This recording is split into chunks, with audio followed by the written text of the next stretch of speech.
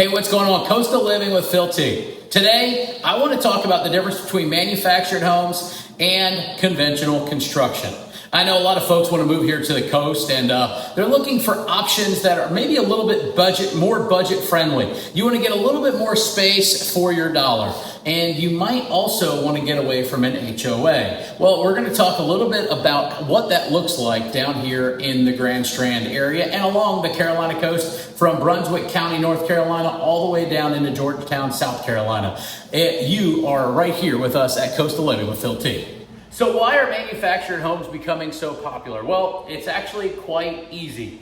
Coastal areas have gotten very expensive. The land's expensive, the construction is expensive, and the land near the beach is very limited. But guess what? You go inland a little bit, like this beautiful home we are in Nichols, South Carolina today, and you can find land at a lower price that will help you get what you want. Also, no HOA. Today we are in a brand new model that I just finished. This is a 4-bedroom, 3-bath house with 3.1 acres. It is absolutely beautiful out here. It's quiet, and I'll tell you what, this house definitely does not remind you of a mobile home. In fact, this house feels just like a house. Plenty of room to spread out for the family. You can bring your RV, your boat, you can park it anywhere, because guess what? Out here, there's no HOA to tell you you can't do that. And that is what makes a lot of folks want to move out to areas like Nichols and Loris and Aner and Conway. And believe it or not, it's a pretty popular option to move into a manufactured home out here in those areas. You're still also just a short ride to the beach. So you might be asking me, what are the pros of a manufactured home? Well, when it comes down to a manufactured home, they're just more affordable. Also, newer homes are available. As you can see, there's a lot of updates in this house. It makes you feel like you're in a high-end luxury home. You also get more square footage for your money. Plus, you get that land without the HOA. Very few times you're going to find a manufactured home that you own the land and you have an HOA. It does happen in some areas, but overall it is very, very small population that actually has that. Also, lower maintenance when you're new. The homes come with a warranty sometimes. I provide a warranty for the first year with all the homes I sell that are a manufactured home that I've built. And guess what? It's great for full-time living or even secondary living. The only thing I would say is if you're looking for this as a secondary property, there's a lot of maintenance when you get 3 acres of land that you're going to want to have to take care of throughout the time. I don't know if every time you come to the beach you want to hop on the bush hog or even the lawnmower. Now, there are a few cons when it comes to looking at a manufactured home. When it comes down to a manufactured home, the financing can be different. Also, some neighborhoods will not allow you to just buy a lot and put a double wide on it. Also, depreciation depends heavily on the land ownership. They do say that overall manufactured homes do depreciate through time.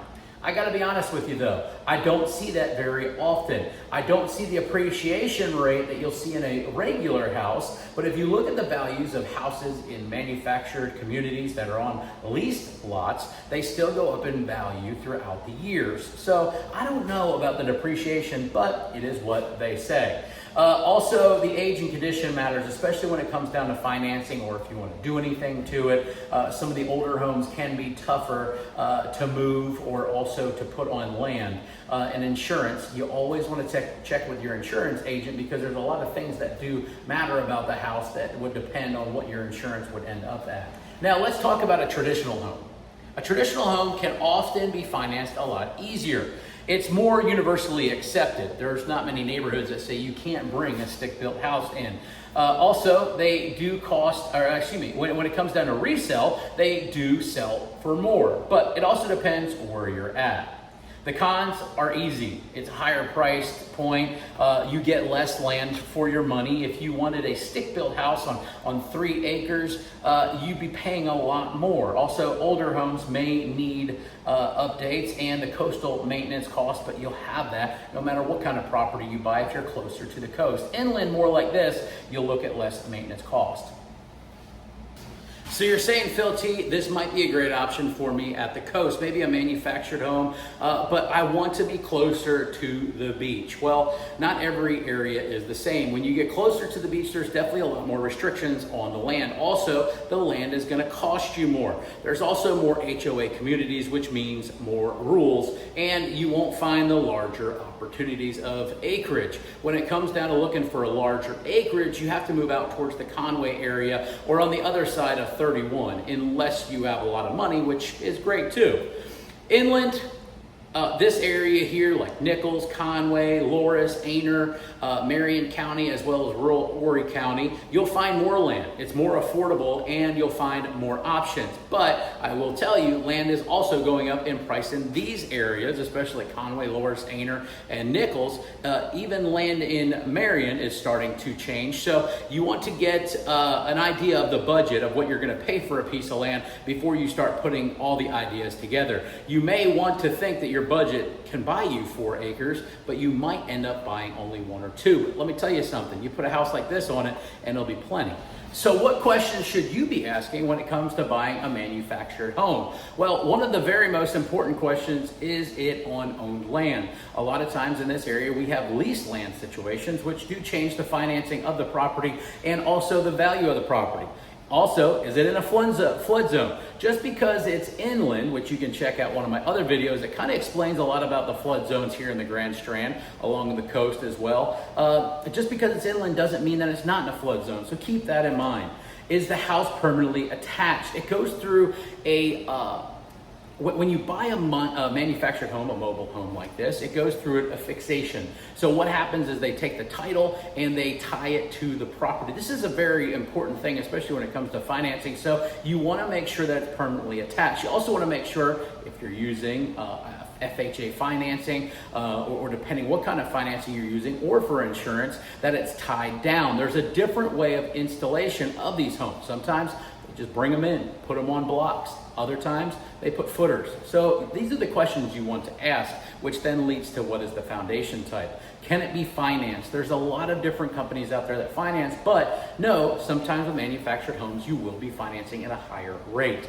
You also want to check with your insurance agent. How much is this going to cost me to insure? Also, is there an HOA? Are there any restrictions of the HOA? Can I put a shed in the backyard or can I not? Also, what are the utilities and septic? Is the property on a septic system or is it on water and sewer? If it is on septic, that opens up a whole new type of different kinds of inspections you're going to want to do. Not that it's very costly or expensive, but you want to get this done before you close on the property. As always, if you ever have a question about manufactured homes, whether it's here in the coastal area or just in general in the South Carolina, North Carolina area, make sure you reach out. I'd love to help you with it. Thanks for watching Coastal Living with Phil T. If you're looking for a place here along the coast, make sure you subscribe. And as always, if you ever have a question or if I could ever help you out with anything, feel free to reach out.